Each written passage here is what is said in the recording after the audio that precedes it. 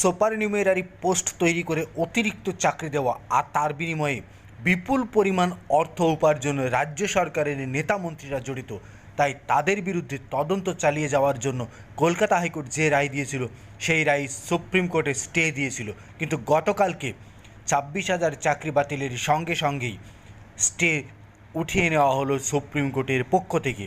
এবং কলকাতা হাইকোর্টের যে রায়, রাজ্য সরকারের যে সমস্ত কর্তা ব্যক্তিরা এবং রাজ্য সরকারের মন্ত্রিসভার যে সমস্ত মন্ত্রী পরিষদ এই চাকরির দুর্নীতিতে যুক্ত, তাদের প্রত্যেকের বিরুদ্ধে ইন্ডিভিজুয়ালি তদন্ত করবে সিবিআই।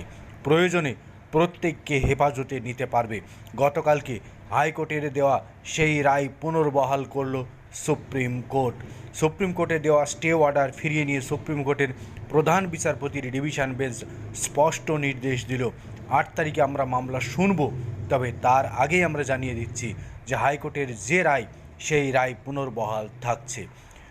রাজ্য সরকারের যে সমস্ত কর্তা ব্যক্তিরা এত বড় স্ক্যামের সঙ্গে যুক্ত, তাদের প্রত্যেকের বিরুদ্ধে ইন্ডিভিজুয়ালি তদন্ত করতে পারবে সিবিআই। পুরো মন্ত্রিসভার বিরুদ্ধে তদন্তের নির্দেশ বহাল রাখল সুপ্রিম কোর্ট।